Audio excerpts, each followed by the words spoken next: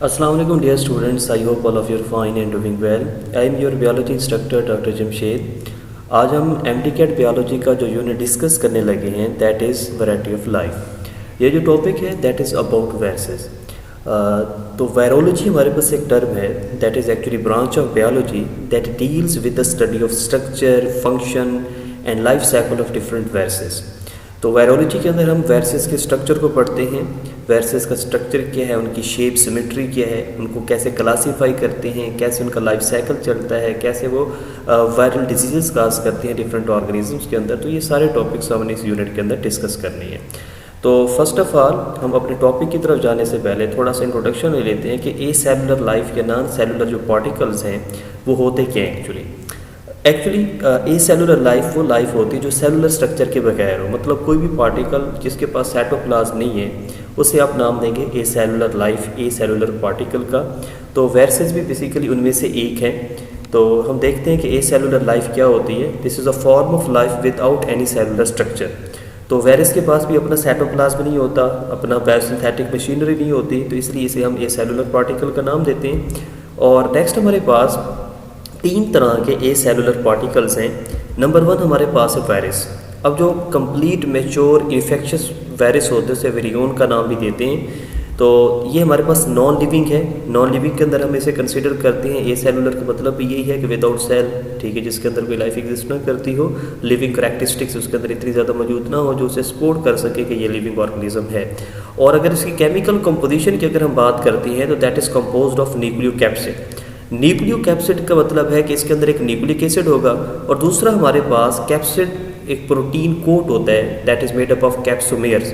तो यूँ कह सकते हैं कि वायरस के अंदर न्यूक्लिक एसिड में या तो डीएनए होगा या आरएनए, और प्लस उस न्यूक्लिक एसिड के गिर्द अगर डीएनए है तो डीएनए के अराउंड, और अगर आरएनए है तो आरएनए के अराउंड एक प्रोटीन कोट होगा जिसे आप नाम देते हैं न्यूक्लिक एसिड। तो इसलिए हम वायरस को न्यूक्लियो प्रोटीन पार्टिकल का नाम भी दे सकते हैं। नेक्स्ट हमारे पास मैंने कहा था कि वायरस के पास अपनी बायोसिंथेटिक मशीनरी नहीं होती, ये टोटली डिपेंडेंट होते हैं अपने होस्ट के ऊपर टू रिप्रोड्यूस इटसेल्फ। तो विदाउट होस्ट ये हमारे पास खुद को रिप्रोड्यूस भी नहीं करवा सकता, ठीक है। Virus can't produced without host. Next हमारे पास अगर हम वायरॉइड्स की बात करते हैं तो वायरॉइड्स हमारे पास small infectious RNA containing particles हैं। तो इनके अंदर आमतौर पर, ठीक है, आरएनए प्रेजेंट होता है, प्रोटीन कोट एब्सेंट होता है। तो these are the smallest infectious agents.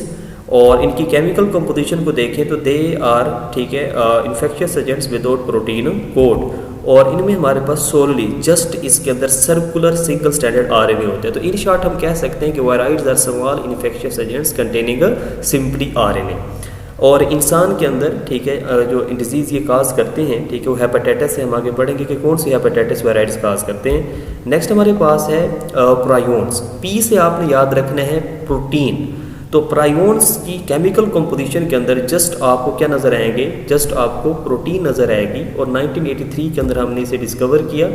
और अगर इसकी केमिकल कंपोजिशन में देखें तो prions are composed entirely of protein. और ये हमारे पास खुद को रिप्रोड्यूस कर सकते हैं, ट्रांसफरेबल है, एक होस्ट से दूसरे होस्ट में जा सकते हैं। और इंसान में ये मैड को डिजीज़ और मिस्टीरियस ब्रेन इन्फेक्शन काज करते हैं। मिस्टीरियस ब्रेन इन्फेक्शन को क्रू डिजीज़ का नाम भी देते हैं। तो प्रायोन्स एक्चुअली हमारे पास मिसफोल्डेड प्रोटीन्स होती हैं बॉडी के अंदर। क्लियर है? तो ये हमारे पास ए सेलुलर पार्टिकल्स हो गए। अब नेक्स्ट हमारे पास अगर हम बात करें जो हमारा मेन टॉपिक है डिस्कवरी ऑफ वायरसेस के बारे में, तो जो वर्ल्ड वायरस है that is actually derived from the Latin word venom. और विनोम के एक्चुअली मतलब क्या होता है? विनोम का मतलब होता है कि पॉइजनस फ्लूइड, पॉइजन। अब इसे पॉइजन क्यों कहते थे? क्योंकि हमारे पास ये जो वर्ल्ड वायरस है ये एसोसिएटेड हो गया था विद डिजीज़ और death due to the unknown reason. जिस पर्सन के अंदर कोई वायरल डिजीज़ होती थी, ठीक है, due to the lack of treatment, due to the lack of awareness, तो उसकी फाइनली डेथ हो जाती थी। तो इस वजह से लैटिन के अंदर हमारे पास इसको क्या नाम दिया गया? विनोम का। विनोम का मतलब है पॉइजन और पॉइजनस फ्लूइड। नेक्स्ट हमारे पास है according to the modern definition, अगर हम वायरसेस को डिफाइन करें तो ये ए सेलुलर या नॉन सेलुलर इन्फेक्शियस एंटिटीज या पार्टिकल्स हैं। और इनके अंदर हेरिडिटरी मटेरियल एदर आरएनए और डीएनए। ये बात आपने याद रखनी है क्योंकि एमसीक्यूज में आता है कि वायरसेस आर कंपोज्ड ऑफ, ठीक है, आरएनए एंड डीएनए। तो ये बिल्कुल रॉन्ग स्टेटमेंट होगी कि वायरसेस के अंदर या तो सिर्फ आरएनए हो सकता है या क्या होगा? डीएनए होगा। नेक्स्ट, इस न्यूक्लिक एसिड के गिर्द, ठीक है, ये इनकैप्सुलेटेड होता है बाय द प्रोटीनेशियस कोट, जिसे आप क्या नाम देते हैं, कैप्सिड का। तो ये सिर्फ रिप्रोड्यूस कर सकते हैं लिविंग सेल्स के अंदर, क्योंकि हमने पढ़ा है कि हमारे पास जो वायरसेस हैं ये ओब्लिगेट इंट्रासेलुलर पैरासाइट्स हैं, ये टोटली होस्ट पर डिपेंडेंट होते हैं, ठीक है, आर्टिफिशियल मीडियम में ग्रो नहीं कर सकते और ये होस्ट की बायोसिंथेटिक मशीनरी को यूज़ करके खुद को रिप्रोड्यूस कर सकते हैं। नेक्स्ट, हमारे पास ये यूटिलाइज करते हैं बायोसिंथेटिक मशीनरी ऑफ होस्ट, ताकि अपनी प्रोटीन तैयार कर सके, अपना न्यूक्लिक एसिड तैयार कर सकें, और ये contagious transfer to the other organism. Contagious का मतलब है जो दूसरे ऑर्गेनिज्म में ट्रांसफ़र हो सकते हैं, तो ये भी हमारे पास कंटेजियस हैं, ठीक है, ये भी ट्रांसफ़र हो सकते हैं। नेक्स्ट, हमारे पास अगर हम डिस्कवरी ऑफ वायरसेस में देखें तो हमारे पास कुछ साइंटिस्ट की कंट्रीब्यूशन है, जैसे कि 1796 के अंदर हमारे पास फर्स्ट जो वायरल वैक्सीन थी, ठीक है, वो डिस्कवर हुई। एडवर्ड जेनर ने इसको इंट्रोड्यूस करवाया। उसने क्या किया कि हमारे पास मिल्क मेड के थ्रू कॉपॉक्स लेयर में से पस को मंगवाया, ठीक है, और हमारे पास एक फिलिप लड़का था, उसकी बॉडी के अंदर उस पस को इंट्रोड्यूस करवा दिया। कुछ अरसे बाद जब उसने स्मॉल पॉक्स वायरस उसकी बॉडी में इंट्रोड्यूस करवाया, तो due to the increase of immunity, तो बॉडी के अंदर रेजिस्टेंस प्रोड्यूस हो चुकी थी, वो प्रिवेंट हो गया उस डिजीज़ से जो कि हमारे पास स्मॉल पॉक्स की वजह से होती है। तो हमारे पास स्मॉल पॉक्स वायरस ने जो स्मॉल पॉक्स डिजीज़ काज करनी थी वो ना हुई, तो वो हमारे पास पहली वायरल वैक्सीन थी जिसने जो एडवर्ड जेनर ने 1796 के अंदर उसको डिस्कवर किया। इसके बाद हमारे पास डिफरेंट साइंटिस्ट है, जैसे कि चार्ल्स चैम्बरलैंड है, इसने 1884 के अंदर, ठीक है, ये लुईस पास्चर का साथी था, ठीक है, वर्कर था, उसके साथ काम करता था। इसने हमारे पास 1884 के अंदर बताया कि हमारे पास रेबीज़ को जो वायरस काज करता है, जो एजेंट काज करता है, वो पोर्सलिन फिल्टरेबल है, वो फिल्टर में से पास हो सकता है, जिसका पोर साइज़ कितने 100 से लेकर 1000 नैनोमीटर तक। तो इसका मतलब कि हमारे पास जो रेबीज़ वायरस है, ठीक है, ये फिल्टरेबल एजेंट है जो कि रेबीज़ काज करता है डिफरेंट मैमल्स के अंदर। और इसी तरह एवानोस्की एक साइंटिस्ट था, उसने 1892 के अंदर, ठीक है, ये बताया कि टोबैको मोज़ैक जो डिजीज़ है, ठीक है, वो किस वजह से होती है, उस एजेंट की वजह से होती है जो कि फिल्टरेबल है, TMV वायरस की वजह से होती है, टोबैको मोज़ैक वायरस की वजह से। नेक्स्ट हमारे पास, ठीक है, इसको उसने एक्सट्रैक्ट किया। कैसे उसने ये पता लगाया कि ये फिल्टरेबल है? उसने एक डिजीज़ जो प्लांट था, ठीक है, उसको ग्राउंड किया, ठीक है, ग्राउंड करने के बाद उसने जो ग्राउंडेड सब्सटेंस या मिक्सचर था उसको फ़िल्टर किया। फ़िल्टर करने के बाद मतलब कि अगर तो वो नॉन फिल्टरेबल होता तो वो बेसिकली उस फिल्टर के ऊपर ही रह जाता। अब चूँकि ये हमारे पास TMV जो वायरस था ये फिल्टरेबल था, तो वो बेसिकली फिल्ट्रेट में आ गया और फिर उसी फिल्ट्रेट को उसने रब्ड कर दिया, छिड़काव कर दिया एक हेल्थी प्लांट पर जिसके अंदर टोबैको मोज़ैक डिजीज़ हो गई। तो उसने ये बताया कि फ़िल्टर करने के बाद भी डिजीज़ हो रही है, तो इसका मतलब कि जो पार्टिकल है, ठीक है, जो इन्फेक्शियस एजेंट है जो टोबैको मोज़ैक डिजीज़ करवा रहा है, ये क्या था, फिल्टरेबल था। अब नेक्स्ट हमारे पास, ठीक है, डिस्कवरी ऑफ वायरसेस के अंदर अगर हम फर्स्ट वायरस की बात करें जो डिस्कवर हुई, वो किसने किया था, हमारे पास उसको क्रिस्टलाइज किया था, ठीक है, WM स्टैनली ने 1935 में। तो 1935 के अंदर, ठीक है, found the causative agent of the rabies, ठीक है, दैट इज़ पोर्सलिन फिल्टरेबल, ठीक है। ये देखा गया कि हमारे पास 1935 के अंदर के जो रेबीज़ है वो वाकई क्या फिल्टरेबल है और इसका स्पोर साइज़ कितने हैं 100 से लेकर 1000 नैनोमीटर तक। इसका जो इंपॉर्टेंट काम था, ठीक है, स्टैनली का जो आपके MCQs में आता है कि उसने कौन सी वायरस को फर्स्ट टाइम क्रिस्टलाइज किया, तो इसने क्रिस्टलाइज किया इन्फेक्शियस पार्टिकल, ये पार्टिकुलेट लिखा हुआ, दिस इज अ पार्टिकल। तो उसने इन्फेक्शियस पार्टिकल को जिसको क्रिस्टलाइज किया, पहले उसने आइसोलेट किया, फिर प्यूरीफाई किया, फिर उसकी क्रिस्टलाइजेशन करवाई, that is tobacco mosaic disease agent, जिसका नाम है टोबैको मोज़ैक वायरस। क्लियर है बेटा। नेक्स्ट हमारे पास जो 1935 के अंदर ही इलेक्ट्रॉन माइक्रोस्कोप को डिस्कवर किया गया, ठीक है, और इसकी जो डिस्कवरी है इलेक्ट्रॉन माइक्रोस्कोप की, that is associated with the discovery of viruses. अगर हम इनकी करैक्टरिस्टिक्स की बात करें कि वायरसेस के अंदर कौन कौन सी करैक्टरिस्टिक्स हैं, ठीक है, तो आपने इनकी करैक्टरिस्टिक्स के अंदर देखना है कि हमारे पास वायरस का साइज़ क्या है, ठीक है, और उसके अंदर लिविंग करैक्टरिस्टिक्स कौन सी हैं और वायरस के अंदर नॉन लिविंग करैक्टरिस्टिक्स कौन सी हैं। तो ये तीन चीज़ें हम देखेंगे करैक्टरिस्टिक ऑफ वायरस में। तो फर्स्ट ऑफ ऑल हम देखते हैं इसके साइज़ की बात करें तो हमारे पास ये एक्सट्रीमली स्मॉल इन्फेक्शियस एजेंट्स हैं, पार्टिकल्स हैं जो हमको आम आंख से नज़र नहीं आते, that can only be seen under the electron microscope. अच्छा, हमारे पास ये विजिबल होते हैं only under the electron microscope और इनकी जो साइज़ रेंज है that is 20 nanometer to 250 nanometer. Clear बेटा, ये बात 20 नैनोमीटर से 250 नैनोमीटर तक इनका साइज़ हो सकता है। और आपने याद रखने बेटा कि 20 नैनोमीटर किसका साइज़ है, पार्वो वायरस का, और 250 नैनोमीटर किसका है, पॉक्स वायरस का। और इसके वॉल्यूम की बात करें तो ये 10 से 1000 टाइम्स स्मॉलर होते हैं एज़ कम्पेयर टू बैक्टीरिया। ये भी इंपॉर्टेंट MCQs है। नेक्स्ट हमारे पास they can easily pass through the filter from which bacteria can't pass, क्योंकि बैक्टीरिया का साइज़ जो होता है वो 10,000 टाइम्स ज़्यादा होता है, तो बैक्टीरिया फिल्टर में से पास नहीं हो सकते, लेकिन जो वायरसेज हैं दे can easily pass through the filter. Next हमारे पास ये इंपॉर्टेंट एमसीक्यूज है कि जो लार्जेस्ट वायरस है दैट इज पोक्स वायरस, और उसका साइज़ कितना है 250 नैनोमीटर, और जो आपके पास स्मॉलेस्ट नोन वायरस है दैट इज़ पार्वो वायरस। अब देखें दो तरह के वायरसेस छोटे हैं, स्मॉलेस्ट हैं आपकी बुक के अंदर, एक हमारे पास पार्वो वायरस है, दूसरा है पोलियो। पोलियो वायरस भी स्मॉलेस्ट स्फेरिकल वायरस है, और अगर दोनों ऑप्शन में आ जाते हैं कि सबसे स्मॉलेस्ट कौन सा है, तो फिर आपने टिक किस पर करना है, पार्वो वायरस पर टिक करना है, जिसका साइज़ कितना है 20 नैनोमीटर। नेक्स्ट लिविंग करैक्टरिस्टिक्स कौन कौन सी हैं हमारे पास, ठीक है, वायरसेस के अंदर। वैसे मैं आपको जनरली डिस्क्राइब कर देता हूँ कि वायरस के अंदर आपको पता है कि न्यूक्लिक एसिड है, ठीक है, या तो डीएनए होगा या आरएनए होगा, इसके पास अपनी हेरिडिटरी इंफॉर्मेशन है। सेकेंडली अगर ये न्यूक्लिक एसिड मौजूद है तो इसके अंदर म्यूटेशन भी हो सकती है, ठीक है, ये खुद को रेप्लिकेट भी कर रहा है, तो ये सारी हमारे पास क्या लिविंग करैक्टरिस्टिक्स हैं। आप इनको गैमा रेज के जरिए डिस्ट्रॉय भी कर सकते हैं, तो दीज आर लिविंग करैक्टरिस्टिक्स। तो फर्स्ट ऑफ ऑल आप देखें कि हमारे पास वायरसेस की डिफरेंट स्ट्रेन्स या वैराइटीज़ प्रेजेंट हैं, क्योंकि जब म्यूटेशन आती है तो एक नई वैरायटी आती है, एक नई स्ट्रेन आपको सामने देखने को मिलती है। जैसे कि कोरोना वायरस के वेरिएंट्स, ठीक है, डिफरेंट आते गए थे जब कोरोना वायरस आया था, क्योंकि उसके अंदर म्यूटेशन आती गई। अब नेक्स्ट हमारे पास इनका अपना जेनेटिक मटेरियल है, या तो आरएनए होगा या क्या होगा, डीएनए होगा, और इनके अंदर म्यूटेशन भी हो सकती है जो कि लिविंग करैक्टरिस्टिक है, ठीक है। रेप्लिकेशन मोड ऑफ रिप्रोडक्शन, खुद को रेप्लिकेट करके रिप्रोड्यूस करवाते हैं, ये भी लिविंग करैक्टरिस्टिक है। Reproduce only in living cells using their metabolic machinery, ठीक है, ये आपने बात याद रखनी है कि रेप्लिकेट तो करवाते हैं, लेकिन ये हमारे पास होस्ट की बायोसिंथेटिक मशीनरी को यूज़ करके खुद को रेप्लिकेट करवा सकते हैं, अदरवाइज खुद अकेले इंडिपेंडेंट रेप्लिकेट नहीं हो सकते। नेक्स्ट इनकी पैरासिटिक इन नेचर, ठीक है, देखें तो ये हमने बताया कि ये ओब्लिगेट इंट्रासेलुलर पैरासाइट्स हैं, कि ये टोटली डिपेंडेंट होते हैं होस्ट पे के बगैर खुद को ना रेप्लिकेट करवा सकते हैं, ना रिप्रोड्यूस करवा सकते हैं, और अगर आप इन्हें आर्टिफिशियल मीडियम पर ग्रो कराने की कोशिश करेंगे तो वहाँ भी ये ग्रो नहीं करेंगे। अच्छा, अब आपने याद रखना है कि वायरसेस के पास अपनी मेटाबॉलिक मशीनरी नहीं होती, किसके लिए, अपनी प्रोटीन और जेनेटिक मटीरियल को तैयार करने के लिए, तो इन अल्टरनेटिवली इन्हें यूज़ करना पड़ता है अपने होस्ट के मेटाबॉलिक मशीनरी को। अब नेक्स्ट आपने याद रखना है ये डिपेंड करते हैं on the host cell to carry out this vital functions, ठीक है, या खुद को रिप्रोड्यूस करवाना है तो they are dependent on the host. Next हमारे पास जो पैरासाइट्स हैं, ठीक है, ये मैंने पहले भी बताया कि ओब्लिगेट पैरासाइट्स हैं, ये इंट्रासेलुलर पैरासाइट्स होते हैं, ये अपने होस्ट के बगैर कहीं और ग्रो या रिप्रोड्यूस नहीं कर सकते। अगर नॉन लिविंग करैक्टरिस्टिक्स की बात करें तो ये हमारे पास नॉन सेलुलर पार्टिकल्स हैं। क्यों नॉन सेलुलर पार्टिकल्स हैं? क्योंकि इसमें आपको कोई इनका साइटोप्लाज्म नज़र आता ही नहीं है, ठीक है, तो ये हमारे पास ए सेलुलर पार्टिकल्स हैं।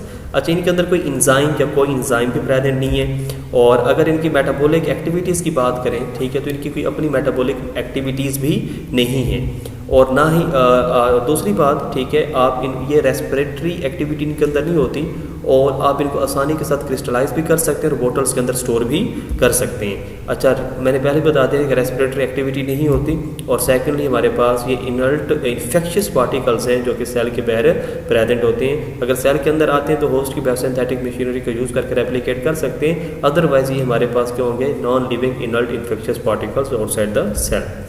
अच्छा, एक बात आपने याद रखनी है कि जो वायरसेस होती हैं इनके अंदर एंटीबायोटिक रेजिस्टेंस होती है, they are not sensitive to the antibiotics, ठीक है, जस्ट लाइक पेनिसिलिन की बात करें या स्ट्रिप्टोमाइसिन की बात करें, तो ये जो कि हमारे पास लिविंग बैक्टीरिया की तरह लिविंग नहीं है, ठीक है, तो इसलिए इनके मतलब इन एंटीबायोटिक्स के अगेंस्ट इनका जो रिस्पॉन्स होता है, ठीक है, वो बेसिकली ना होने के बराबर है। मतलब कि एंटीबायोटिक्स इन वायरसेस को ख़त्म नहीं कर सकते क्योंकि ये नॉन लिविंग है, ए सेलुलर है। अब नेक्स्ट हमारे पास स्ट्रक्चर ऑफ वायरस है।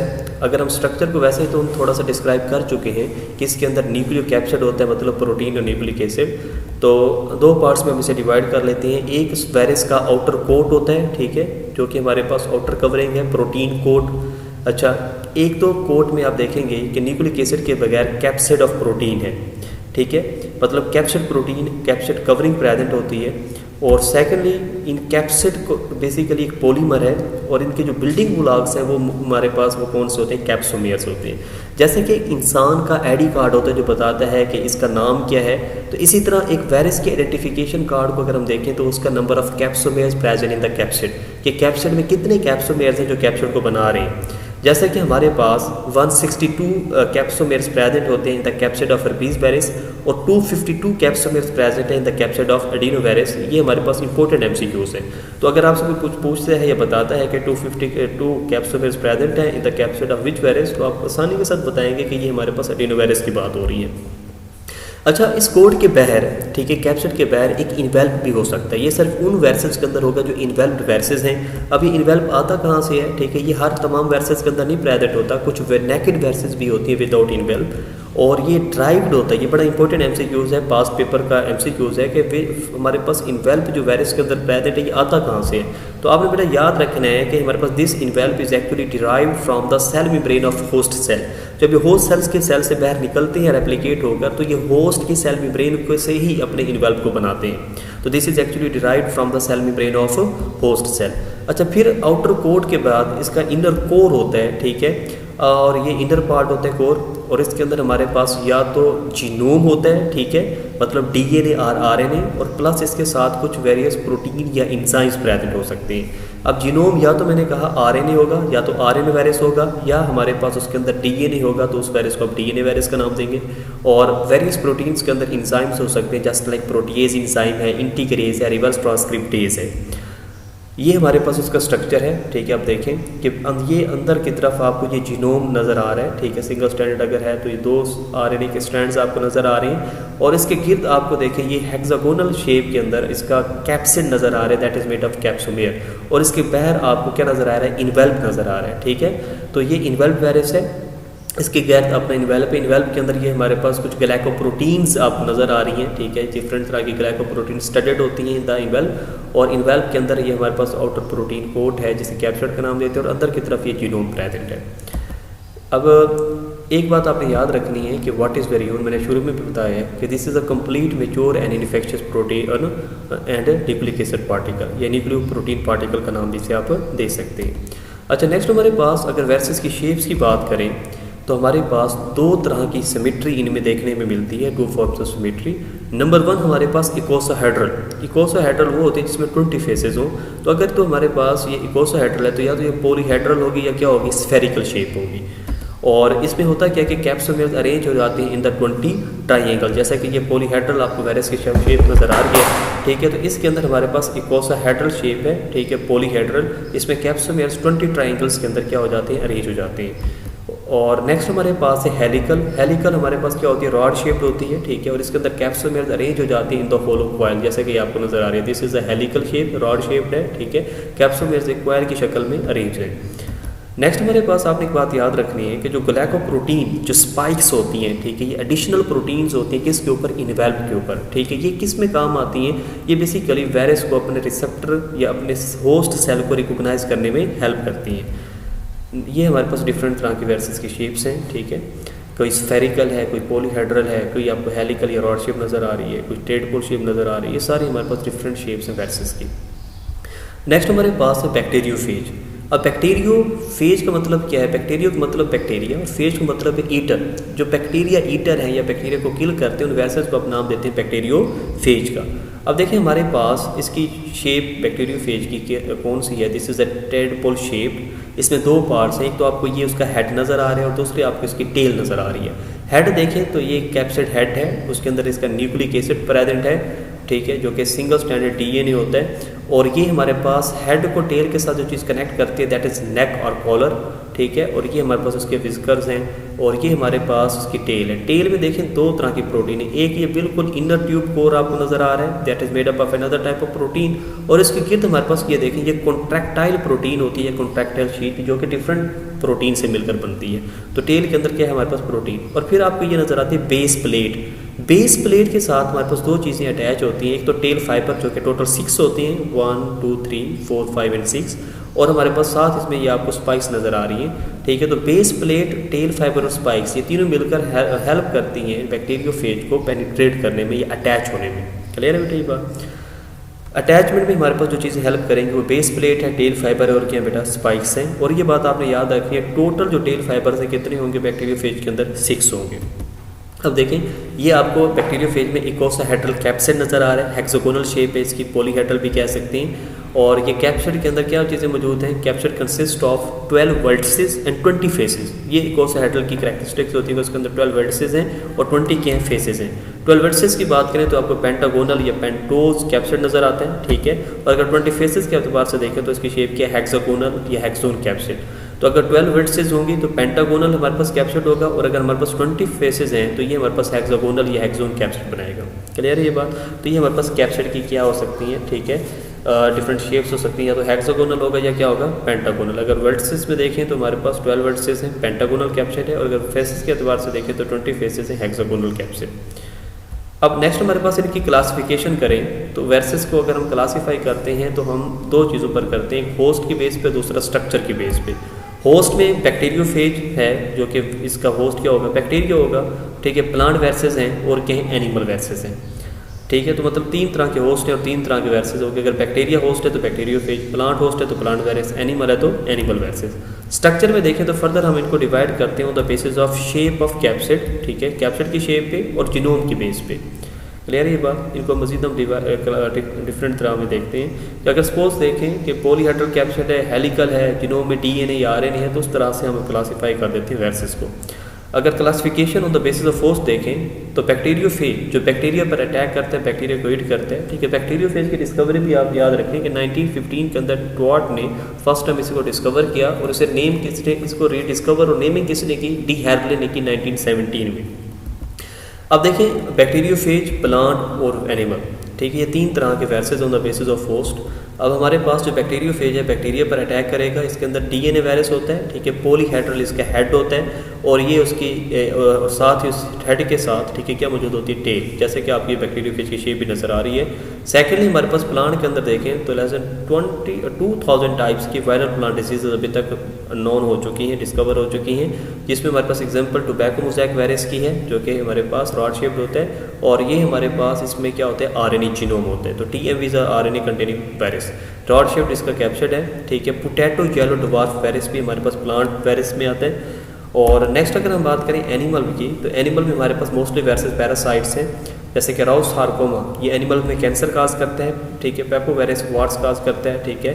और जो पॉक्स वायरस है, स्मॉल पॉक्स काज करता है। Picorna virus cause polio and hepatitis A, और जो पैरामैक्स वायरस है, ये मीजल और मम्स काज करते हैं। अगर हम क्लासिफिकेशन करें on the basis of the structure, तो सबसे पहले कैप्सिड की शेप को देखेंगे, फिर हम जीनोम को देखेंगे कि इसमें डीएनए है या आरएनए है। तो अगर कैप्सिड की बेस पर देखें तो हेलिकल कैप्सिड जैसे कि टोबैको मोज़ैक वायरस के अंदर प्रेजेंट है, ठीक है। और पॉलीहेड्रल कैप्सिड देखें तो जैसा कि एडिनो वायरस में है, इन्वेल्व वायरसेस में हमारे पास इन्फ्लुएंजा वायरस एग्जाम्पल है, और कॉम्प्लेक्स कैप्सिड के अंदर हमारे पास क्या है, बैक्टीरियोफेज है। तो ये हमने वायरसेस को डिफरेंट क्लासेस के अंदर क्लासीफाई किया on the basis of shape of capsid. Next अगर हम जीनोम की बात करें तो कुछ वायरसेस ऐसे हैं जिसके अंदर डबल स्टैंडर्ड डीएनए है, जैसे कि स्मॉल पॉक्स वायरस है, एडिनो वायरस है, हर्पीस वायरस, इसके अंदर डबल स्टैंडर्ड डीएनए होता है। और कुछ ऐसे हैं जिसके अंदर सिंगल स्टैंडर्ड डीएनए है, जैसे कि पार्वो वायरसेस है, ठीक है, जो कि रैशेस काज करते हैं, माइल्ड रैशेस, वो सिंगल स्टैंडर्ड है। बैक्टीरियोफेज भी सिंगल स्टैंडर्ड है। नेक्स्ट अगर हम बात करें डबल स्टैंडर्ड आरएनए की, तो इसमें हमारे पास रोटा वायरसेस आ जाती है, ठीक है। रियो वायरसेस जो कि डायरिया काज करते हैं, ठीक है। रोटा वायरसेस भी इन्हें कहते हैं आमतौर पर, रोटा वायरसेस भी डायरिया काज करते हैं। और नेक्स्ट हमारे पास सिंगल स्टैंडर्ड आरएनए है, जो कि सर्व करेगा एज अ मैसेंजर आरएनए। इन्हें positive sense single standard RNA का नाम भी देते हैं, ठीक है। तो सिंगल स्टैंडर्ड आरएनए वायरसेस को पॉजिटिव सेंस का नाम भी देते हैं, जो एक्ट करते हैं एज अ मैसेंजर आरएनए, मतलब कि आप डायरेक्टली इनको ट्रांसलेट करके इनसे प्रोटीन बनवा सकते हैं। क्लियर है, जैसे कि रूबेला वायरस इसकी एग्जांपल है। और कुछ सिंगल स्टैंडर्ड आरएनए वायरस है जो कि एक्ट कर रहे हैं as a template for the messenger RNA synthesis, कि पहले इन सिंगल स्टैंडर्ड आरएनए से आप मैसेंजर आरएनए बनवाएंगे, फिर उस मैसेंजर आरएनए से क्या बनवाएंगे, प्रोटीन बनवाएंगे। इन्हें कहते हैं negative sense single standard RNA, जिसमें हमारे पास एग्जांपल क्या है, इन्फ्लुएंजा वायरस की। इसके बाद हमारे पास एक और वायरस है जिसमें हमारे पास डिप्लॉइड सिंगल स्टैंडर्ड आरएनए होते हैं, मतलब सिंगल स्टैंडर्ड आरएनए होगा लेकिन उसकी 2 कॉपीज होंगी, just like that HIV। Clear है। तो single standard RNA template for the DNA synthesis, ठीक है। और ये हमारे पास आरएनए एक्ट करते हैं as a template for the DNA synthesis, जैसे कि रेट्रोवायरसेस में HIV वायरस के अंदर है। तो ये हमारे पास HIV वायरस में हमारे पास डिप्लॉइड, ठीक है, मतलब 2 सिंगल स्टैंडर्ड आरएनए मॉलिक्यूल्स होते हैं और वो एक्ट करते हैं as a template for the DNA synthesis, ठीक है, थ्रू द रिवर्स ट्रांसक्रिप्शन। अच्छा, नेक्स्ट हमारे पास एक साइंटिस्ट है जिसका नाम है डेविड बाल्टीमोर, ठीक है। तो इसने नोबेल प्राइज विनिंग बायोलॉजिस्ट है, इसने क्लासीफाई किया वायरसेस को 7 ग्रुप्स के अंदर on their mode of replication and the genome type. तो ये भी बात आपने याद रख लेनी है।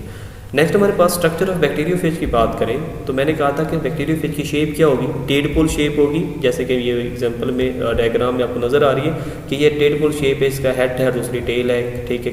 जो हेड है उसमें कैप्सिड है जो कि हेक्सागोनल शेप होता है, nucleic acid DNA single stranded DNA है, और फिर ये हमारे पास हेड टेल के साथ कनेक्टेड होते हैं थ्रू द कॉलर। फिर ये हमारे पास टेल में एक इनर ट्यूब कोर होगी और बाहर हमारे पास कॉन्ट्रैक्टाइल शीथ होगी। फिर ये बेस प्लेट है, फिर स्पाइक्स है, और ये कि हमारे पास टेल फाइबर्स जो कि अटैचमेंट में हेल्प करते हैं। तो देखिए tail fibre, pins and base plate are involve in the attachment to the host cell. सबसे पहले हेड की बात करें तो इकोसाहेड्रल है, ठीक है, और इसके अंदर सिंगल स्ट्रैंडेड डीएनए प्रेजेंट होता है। नेक के कॉलर की बात करें तो ये सेपरेट करते हैं किसको, हेड को फ्रॉम द टेल। नेक्स्ट हमारे पास टेल है जो कि hollow tube made up of special type of protein, और इस स्पेशल टाइप ऑफ प्रोटीन को सराउंड किया होता है बाय द कॉन्ट्रैक्टाइल शीथ जो कि अलग किस्म की प्रोटीन से मिलकर बनती है। बेस प्लेट की बात करें तो बेस प्लेट के साथ 6 टेल फाइबर्स अटैच्ड हैं around the several pins or spikes. तो देखें आप देख सकते हैं बेस प्लेट के साथ क्या है, 6 टेल फाइबर्स अटैच्ड हैं। Next life cycle of bacteriophage की बात करें तो जो बैक्टीरियोफेजेस हैं इनके अंदर 2 तरह का लाइफ साइकिल चलता है, एक लाइटिक साइकिल और दूसरा आपके पास है लाइसोजेनिक साइकिल। अब जो लाइटिक साइकिल है इसे आप क्या नाम देंगे, this is also known as, ठीक है, मास्टर स्लेव रिलेशनशिप, ठीक है।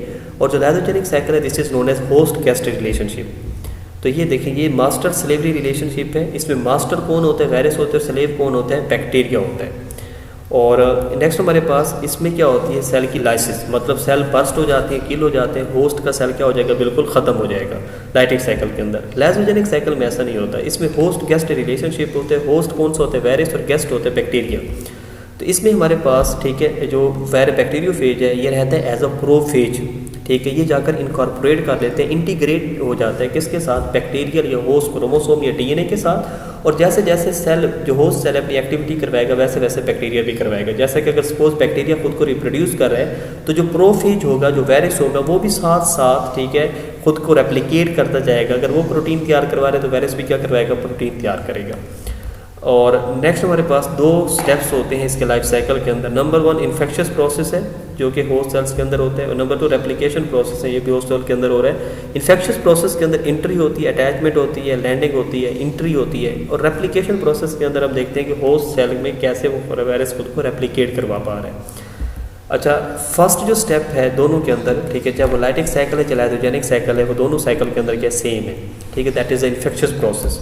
अब इन्फेक्शियस स्टेप कौन कौन सी है, देखिए नंबर 1 लैंडिंग होती है कि हमारे पास बैक्टीरियोफेज आएगा, वो अपने रिसेप्टर, जो होस्ट सेल का रिसेप्टर है वहाँ आकर वो क्या करेगा, लैंड करेगा।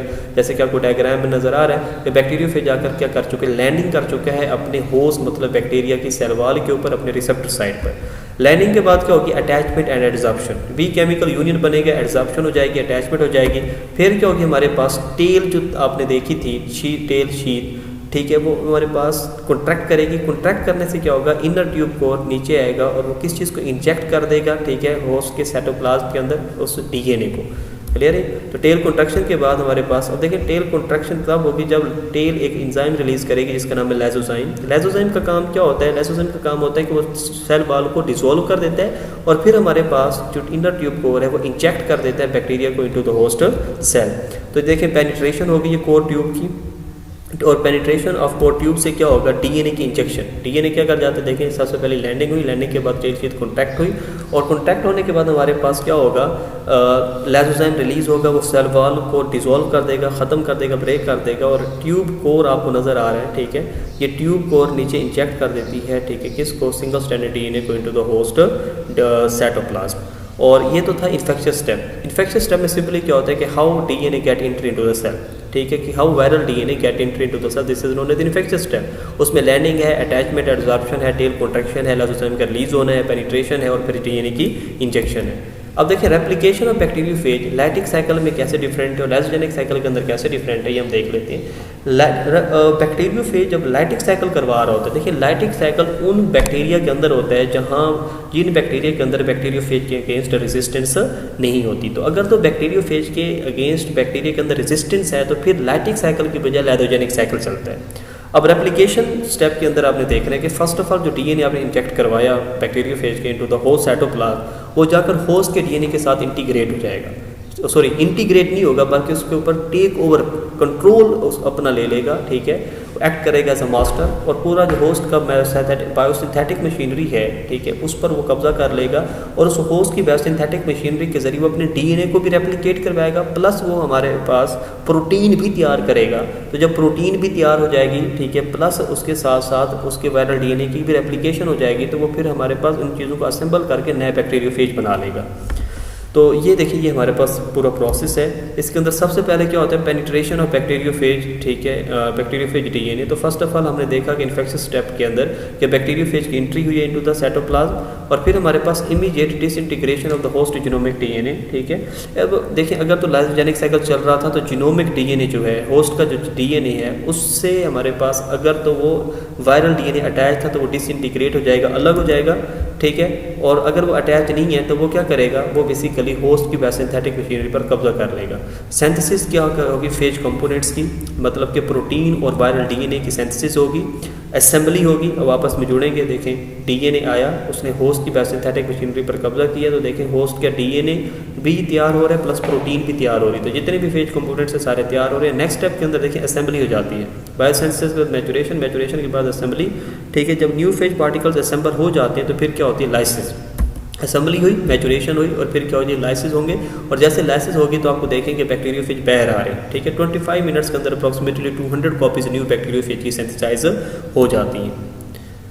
चलिए, ये हमने देखा कि लाइटिक साइकिल किस तरह चलते हैं। तो नेक्स्ट हमारे पास है replication of bacteriophage in the lysogenic cycle. Lysogenic cycle के अंदर क्या होता है कि जब बैक्टीरिया के साइटोप्लाज्म में वायरल डीएनए इंटर हो जाता है, पेनिट्रेट कर जाता है इन्फेक्शियस स्टेप के थ्रू, तो अब वो बेसिकली उसका कंट्रोल लेने की बजाय वो इनकॉर्पोरेट या इंटीग्रेट हो जाते हैं किसके साथ, होस्ट के डीएनए के साथ।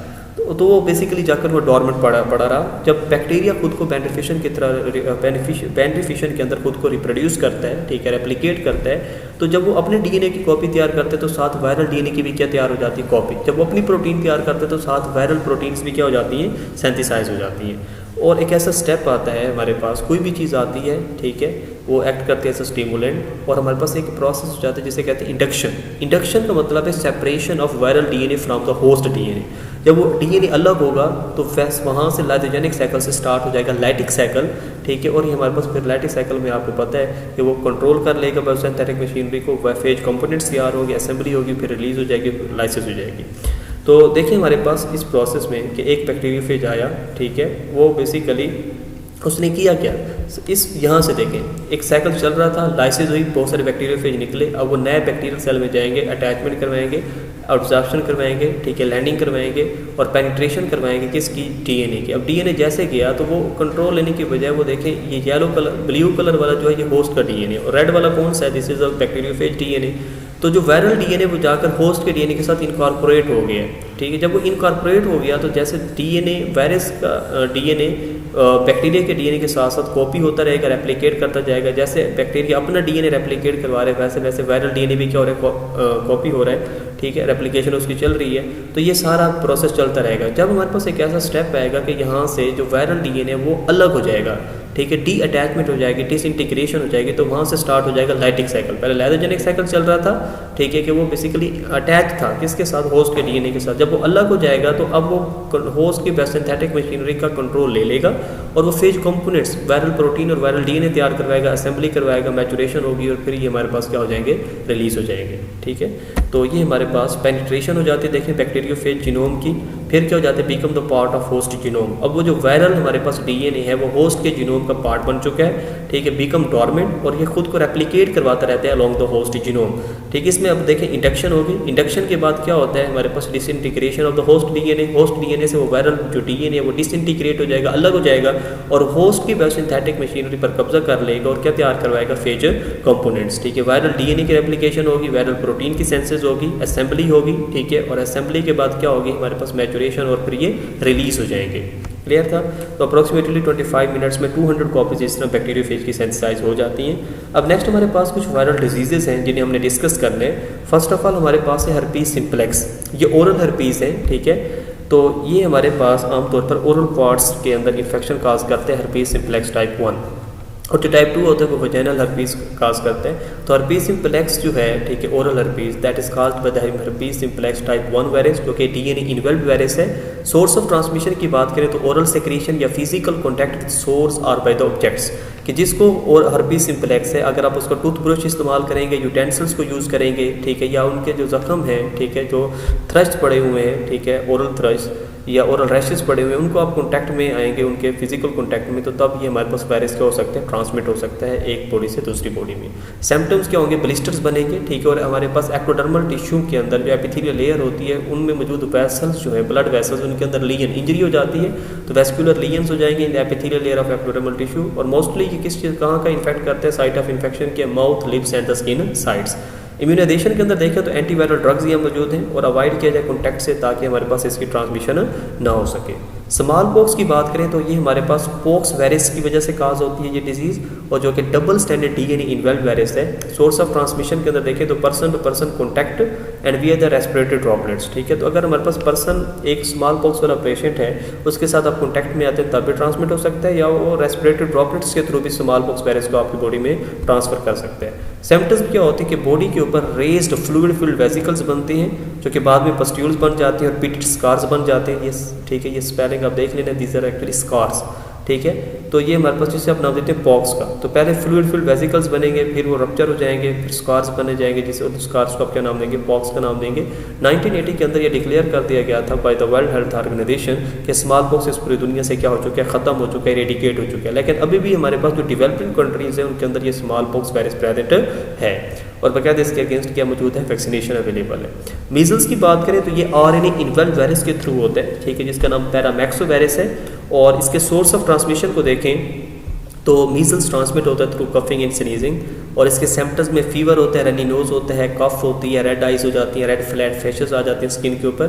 तो अगर आपने मीजल और मम्स को डिफ्रेंशिएट करना है, तो अगर तो उसकी बॉडी के ऊपर, स्किन के ऊपर रेड फ्लैट रैशेज होंगे तो वो मीजल्स है, और अगर उसके पैरोटिड ग्लैंड्स स्वेल होंगे तो वो हमारे पास क्या होगा, मम्स होगा। और इसकी इम्यूनाइजेशन देखें, ऑटो इम्यूनिटी भी डेवलप हो जाती है बॉडी में, और वैक्सीनेशन के थ्रू भी आप इसे कंट्रोल कर सकते हैं। मम्स की बात करें तो ये भी आरएनए इन्वॉल्व्ड वायरस के थ्रू होता है, ठीक है। ये हमारे पास पैरामैक्सो वायरस ही है, जो कि मीजल भी काज करवा रहे हैं, मम्स भी, तो ट्रांसमिशन भी सेम है, कफिंग एंड स्नीजिंग। अब सिम्टम्स में देखें कैसे आप डिफ्रेंशिएट करते हैं मीजल और मम्स को। तो जो हमारे पास मीजल्स हैं, ठीक है, उसमें हमने देखा था कि स्किन के ऊपर रैशेस बनते हैं, या फीवर भी होता है, मसल पेन भी होता है, हेडेक भी होता है, painful swelling of parotid glands. तो अगर तो पैरोटिड ग्लैंड्स की आपको पेनफुल स्वेलिंग मिल रही है तो वो मम्स है, और अगर रैशेस मिल रहे हैं तो वो क्या, मीजल्स है। सेम ट्रीटमेंट है, वैक्सीनेशन, ठीक है, और ऑटो इम्यूनिटी। नेक्स्ट हमारे पास देखें पोलियोमिलाइटिस है, जो कि पोलियो वायरस या एंटेरो वायरस की वजह से होता है, जो कि आरएनए नॉन इन्वॉल्व्ड वायरस है। स्फेरिकल इसका कैप्सिड होता है, और ये स्मॉलेस्ट नोन वायरस है पार्वो वायरस के बाद, ठीक है। Route of transmission orofaecal route है, ठीक है, मतलब अब खाना अगर कंटेमिनेटेड है तब भी हो सकता है, या आपका फीसिस के साथ कॉन्टैक्ट में आते हैं आप, ठीक है, या कोई ऑब्जेक्ट जिसे आप यूटिलाइज कर रहे हैं that is contaminated with the faeces, ठीक है, कंटेनिंग अ पोलियो वायरस, तो तब भी पोलियोमिलाइटिस क्या हो सकती है, ट्रांसमिट हो सकती है। सिम्टम्स की बात करें तो ये बेसिकली जो पोलियो वायरस है ये स्पाइनल कॉर्ड में मौजूद मोटर न्यूरॉन्स को डैमेज करते हैं, जिससे हमारे पास लिम्स की क्या हो जाती है, पैरालिसिस। इसमें भी आप देखें वैक्सीनेशन भी अवेलेबल है, और फिजियोथेरेपी के जरिए भी, ठीक है, आप उस पैरालिसिस को कम कर सकते हैं। हेपेटाइटिस ए, ठीक है, जिसे आप इन्फेक्शियस हेपेटाइटिस कहते हैं, इसको जो चीज़ काज करते हैं दैट इज पिकोरना वायरस, जो कि आरएनए नॉन इन्वॉल्व्ड वायरस है। Route of transmission orofaecal route है। तो सबसे ज़्यादा जो हेपेटाइटिस ए के केसेस देखने में मिलते हैं वो बच्चों के अंदर देखने में मिलते हैं, क्योंकि हमारे पास बच्चे सारा दिन मिट्टी के साथ खेलते रहते हैं, ठीक है, फिजिक्स के साथ उनका कॉन्टैक्ट होता है, तो ओरोफिकल रूट के थ्रू ज़्यादातर हेपेटाइटिस ए उनके अंदर हो जाता है, ठीक है। अगर सिम्टम्स की बात करें तो जनरल से सिम्टम्स हैं, एक्यूट इन्फेक्शन अगर है तो नोजिया, वोमिटिंग और जॉन्डिस होगा, ठीक है, और इसके ट्रीटमेंट में वैक्सीनेशन एंड गुड हाइजीन है। ख्याल रखें ताकि जो चीज़ें आप इस्तेमाल कर रहे हैं वो कंटेमिनेटेड ना हो by the picorna virus. Hepatitis B, जिसे सीरम हेपेटाइटिस कहते हैं, तो इसमें हमारे पास देखें हेप एडना वायरस है, जो कि डीएनए इन्वॉल्व्ड वायरस है, जो हेपेटाइटिस बी काज करते हैं। रूट ऑफ ट्रांसमिशन में blood, sexual contact and mother to the newborn, ठीक है, मतलब कि हमारे पास जितने भी बॉडी फ्लूइड्स हैं उनके थ्रू भी हेपेटाइटिस बी ट्रांसफर हो सकता है, ठीक है, ब्लड के थ्रू, सेक्सुअल कंटेंट्स मतलब सीमन के थ्रू, और mother to the newborn, जो नया बच्चा पैदा हुआ है मदर में, अगर मदर को हेपेटाइटिस बी है तो मैक्सिमम चांसेस है कि जो नया बच्चा पैदा हुआ है मदर के थ्रू, ठीक है, उसमें भी हेपेटाइटिस बी वायरस मौजूद हो सकते हैं। अगर इनके सिम्टम्स की बात करें तो एक्यूट में vomiting, yellowish skin, tiredness, dark urine and abdominal pain होगा, जो जॉन्डिस के सिम्टम्स हैं। और क्रोनिक के अंदर आपको कोई सिम्टम्स नहीं मिलेंगे, लेकिन लीवर की क्या हो चुकी होगी, सिरोसिस। सिरोसिस का मतलब लीवर श्रिंक हो चुका होगा और लीवर कैंसर भी हो सकती है। वैक्सीनेशन है, ठीक है, इसके ट्रीटमेंट में अल्फा इंटरफेरोन्स हैं, ठीक है, और हमारे पास अगर आपने बचना है तो आपको ब्लड की क्या करवानी पड़ेगी, स्क्रीनिंग। सम टाइम ऐसा होता है कि अगर आप एक ऐसा पर्सन जिसके अंदर हेपेटाइटिस बी वायरस मौजूद है, तो अगर वो ब्लड दूसरे पर्सन को देता है किसी रेसिपिएंट को, तो अगर वो आउट स्क्रीनिंग देगा तो हो सकता है कि हेपेटाइटिस बी का वो बंदा मरीज़ हो और हेपेटाइटिस बी वायरस के साथ क्या हो जाए, ट्रांसमिट हो जाए। तो इसलिए पहले ब्लड की क्या करवानी चाहिए, स्क्रीनिंग करवानी चाहिए। नेक्स्ट हमारे पास देखिए हेपेटाइटिस सी इन्फ्यूजन हेपेटाइटिस है, जो कि फ्लैवी वायरस, ठीक है, मतलब आरएनए इन्वेल्व वायरस के थ्रू होता है, ब्लड के थ्रू रूट ऑफ ट्रांसमिशन है। क्रोनिक जब होता है, ठीक है, तो स्पेशली फीवर होता है, dark urine, abdominal pain and yellow skin, ठीक है, with cirrhosis and the liver cancer. और इसमें हमारे पास कोई वैक्सीनेशन अवेलेबल नहीं है हेपेटाइटिस सी की। इसके अंदर अल्फा इंटरफेरोन अवेलेबल्स हैं, रिबावायरिन है, antiviral drug and screening of the blood के थ्रू आप इसको क्या कर सकते हैं, रोक सकते हैं। हेपेटाइटिस डी की बात करें तो मैंने कहा था ना कि वायरॉइड्स एक हेपेटाइटिस काज करते हैं, तो वो कौन सा हेपेटाइटिस है, that is hepatitis D.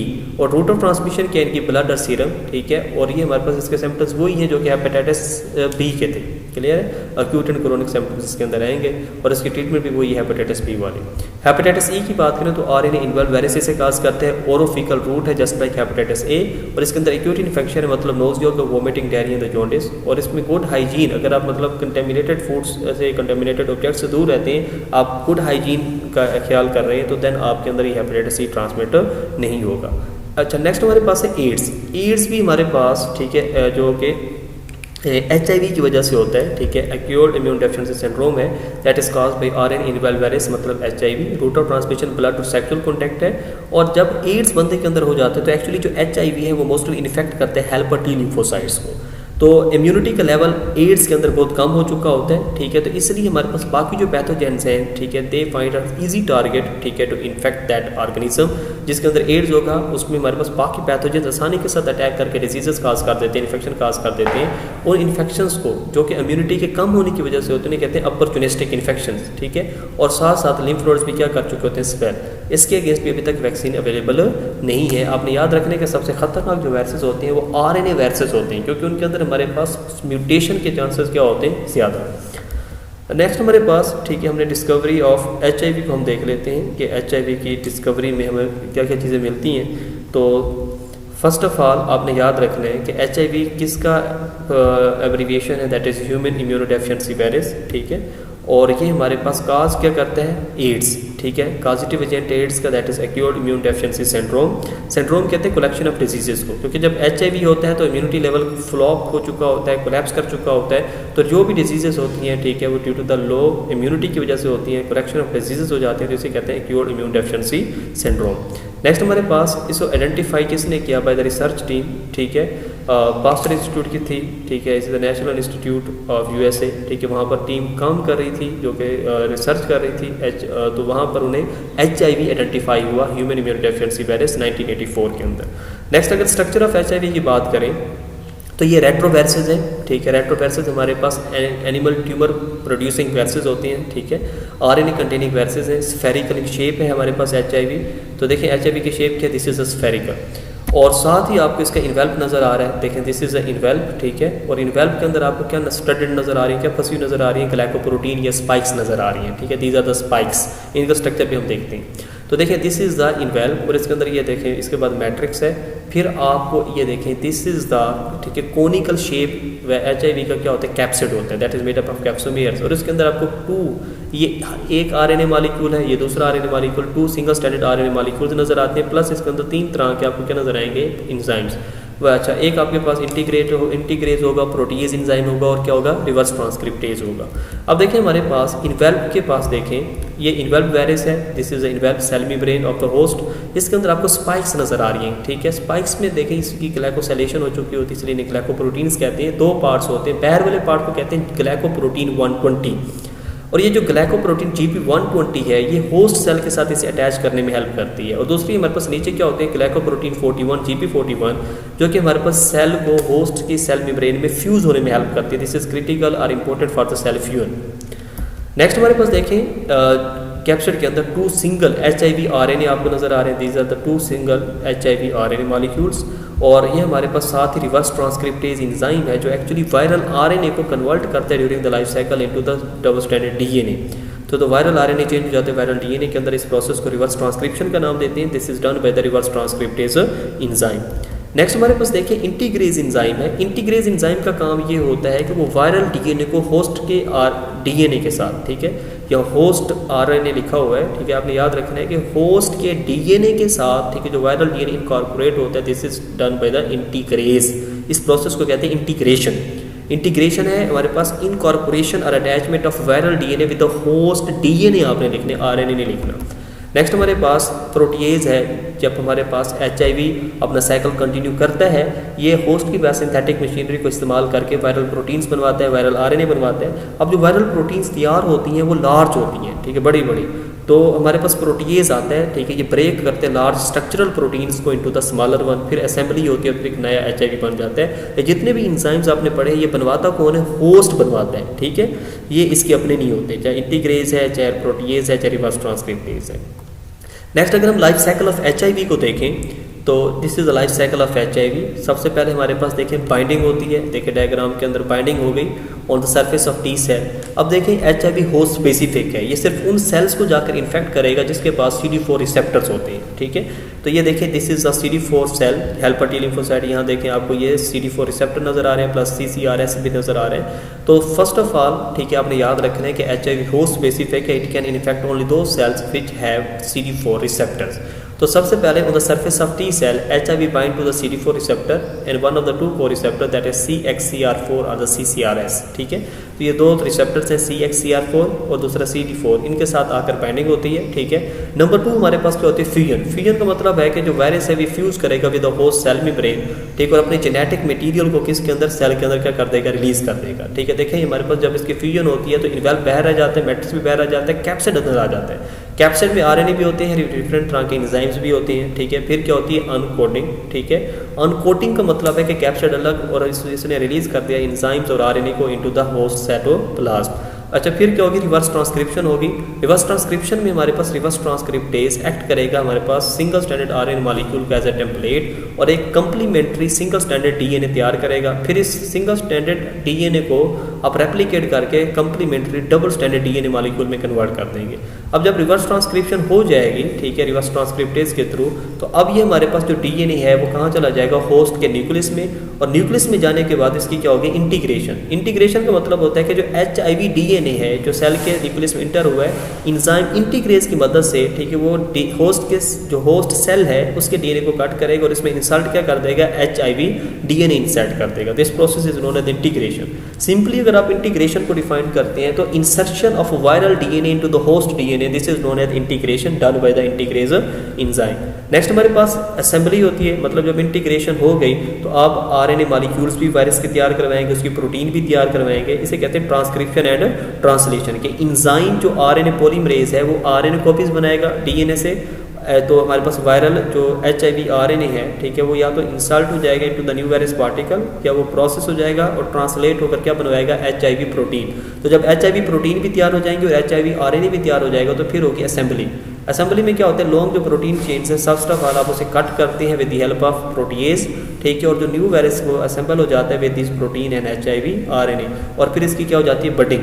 Budding को कहते हैं मतलब रिलीज होना, कि जो न्यू वायरस बना है, ठीक है, वो असेंबली के बाद होस्ट के सेल से रिलीज हो जाएगा, taking with this part of the cell membrane. वो सेल मेम्ब्रेन को भी साथ ले जाएगा एज ए इन्वेल्व, ठीक है, और वो दूसरे सेल्स को जाकर क्या करेगा? इन्फेक्ट करेगा। This is the life cycle of HIV.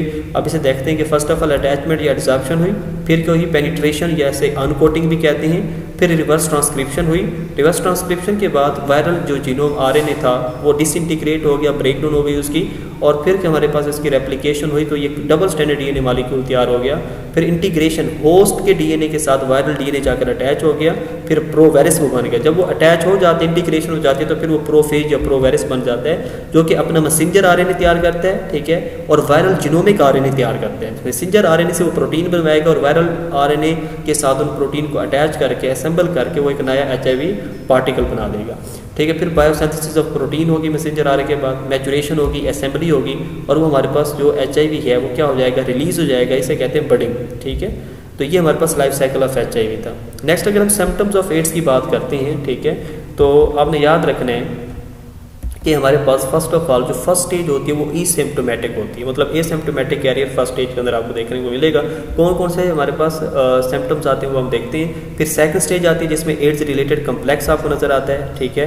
और थर्ड स्टेज के अंदर फुल ब्लोन एड्स, मतलब फुली एड्स डेवलप हो चुका होता है। फर्स्ट स्टेज में एसिम्प्टोमेटिक जो कैरियर होता है उसमें हाई फीवर रहता है, चिल्स है, सर्दी बहुत लगती है, एक्स दर्द होते हैं मसल्स के अंदर, स्वोलन लिम्फ ग्लैंड्स होती हैं, इची रैशेस नजर आती हैं, ठीक है।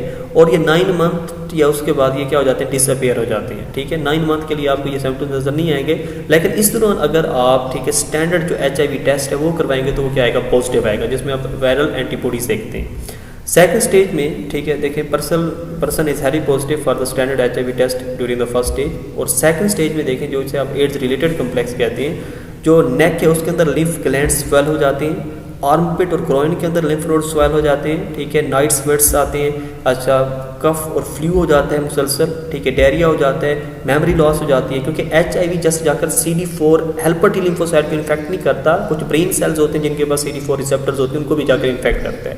और मैंने कहा था ये होस्ट स्पेसिफिक है, मंकीज़ के अंदर ये इन्फेक्ट भी करेगा, उनको मल्टीप्लाई भी होगा, लेकिन उनके अंदर डिजीज़ काज नहीं करता। तो जब मेमोरी लॉस हो जाती है तो बंदा, ठीक है, सही तरीके से सोच भी नहीं सकता। अब देखें हमारे पास इससे लॉस ऑफ जजमेंट और डिप्रेशन हो जाएगी। और थर्ड जो स्टेज फुल ब्लोन एड्स है उसके अंदर वेट लॉस बहुत ज़्यादा होगा, वीकनेस होगी, अपॉर्चुनिस्टिक डिजीजेस बहुत ज़्यादा हो जाएंगी बंदे को। और आपने एक चीज़ याद रखनी है कि disease due to the weak immune system, ठीक है, ये मैंने पहले भी बताया कि जब इम्यून सिस्टम कोलैप्स कर जाता है during the HIV life cycle, during the AIDS, तो बहुत सारे पैथोजेंस ऐसे ही अटैक कर देते हैं बॉडी पर और वो डिजीज़ काज कर देते हैं। इसे आप नाम देते हैं अपॉर्चुनिस्टिक इन्फेक्शन या डिजीजेस का। नेक्स्ट, कैसे कंट्रोल कर सकते हैं हम एड्स को, वो आपने याद रखना है। तो फर्स्ट ऑफ ऑल आप देखें कि एड्स डे कौन सा है। This is the 1 December World AIDS Day since 1988 ये मनाया जा रहा है। इसकी मतलब कि सॉलिडिटी के लिए, ठीक है, रेड रिबन को हम यूज़ करते हैं, ठीक है, विद 8 पेशेंट्स। और इसमें बात देखें, अगर आप मतलब कि ये सोच रहे होंगे कि क्या हैंड शेक करने से, ठीक है, HIV ट्रांसमिट होता है, क्या हग करने से ट्रांसमिट होता है या नहीं होता, क्या इकट्ठे नहाने से होता है, ठीक है, या कफिंग जो रेस्पिरेटरी ड्रॉपलेट्स हैं क्या उनके थ्रू HIV होता है, ठीक है, या हमारे पास किस करने से, स्लाइविक एक्सचेंज से क्या HIV ट्रांसमिट होता है। तो आपने याद रखना है shaking hands, hugging, swimming together, coughing और स्नीजिंग और हमारे पास kissing do not transmit the HIV। अब कैसे ट्रांसमिट हो सकता है, ठीक है, तो अगर आप मतलब कि अब ऐसे, ठीक है, सर्जिकल इंस्ट्रूमेंट को यूज़ करें that is contaminated with HIV, उससे भी हो सकता है, ठीक है। हेल्थ केयर वर्कर्स के अंदर सबसे ज़्यादा प्रॉब्लम्स होती है कि अगर वो एड्स के पेशेंट को कोई इंजेक्शन लगा रहे हैं तो उसका जो नीडल जो कंटेमिनेट हो चुकी है, अगर गलती से भी हेल्थ केयर वर्कर जो होता है उसको चुभ जाए तो उसके अंदर HIV क्या हो जाएगा, ट्रांसफर हो जाएगा। तो जो कंट्रोल मेयर्स हैं against the transmission of AIDS, ठीक है, वो हम पढ़ते हैं। फर्स्ट ऑफ ऑल आप ट्रांसफ़र ऑफ बॉडी फ्लूइड, जैसे कि ब्लड है, सीरम है, सीमन है, ये वो बॉडी फ्लूइड्स हैं जिनके थ्रू HIV ट्रांसमिट हो सकते हैं, इनको प्रिवेंट करें, ठीक है, इनकी ट्रांसमिशन को। Number 1 by preventing the use of use syringe and the needles. अगर आप यूज सिरिंज या नीडल्स यूज़ करेंगे तो उससे भी हो सकता है कि वो कंटेमिनेटेड हो विद HIV और वो उससे ट्रांसफर हो सके, तो इससे हमें प्रिवेंट करना चाहिए कि हमने सिरिंज जो यूज़ हो चुकी है या नीडल्स उनको तोड़ देना चाहिए। नंबर 2 हमारे पास blood must be used after the proper screening. अगर आप ब्लड को दे रहे हैं, ठीक है, तो जो हमारे पास डोनर है उसकी प्रॉपर स्क्रीनिंग करवानी चाहिए कि इसके अंदर HIV प्रेजेंट नहीं है। सेकंड, आप देखें जो पर्सनल बिलोंगिंग है जैसे कि टूथ ब्रश हो गया, टॉवल, ब्लेड्स, ठीक है, इनको भी आप शेयर ना करें, ठीक है। मतलब एड्स का पेशेंट है तो उसको बिल्कुल एहतियात करनी चाहिए कि उसकी जो पर्सनल बिलोंगिंग्स हैं, ठीक है, वो उनको शेयर ना करें ताकि हेल्थी पर्सन के अंदर वो ट्रांसमिट HIV ना हो। नेक्स्ट हमारे पास special care must be taken at the barber shop, ठीक है, खासतौर पर जो नाई की दुकान होती है वहाँ सबसे ज़्यादा रेट ऑफ ट्रांसमिशन होता है। क्यों? क्योंकि थोड़ा सा कट लग गया, ब्लड लग गया, कंटेमिनेटेड हो गया वो इंस्ट्रूमेंट, ठीक है, जिसके ज़रिए वो बेसिकली कटिंग कर रहा है या दाढ़ी बना रहे हैं, तो अगर वो जो डोनर से, ठीक है, वही कंटेमिनेटेड इंस्ट्रूमेंट उसने बगैर स्टेरिलाइजेशन के आगे यूज़ करना है तो वो HIV की ट्रांसमिशन होती रहेगी।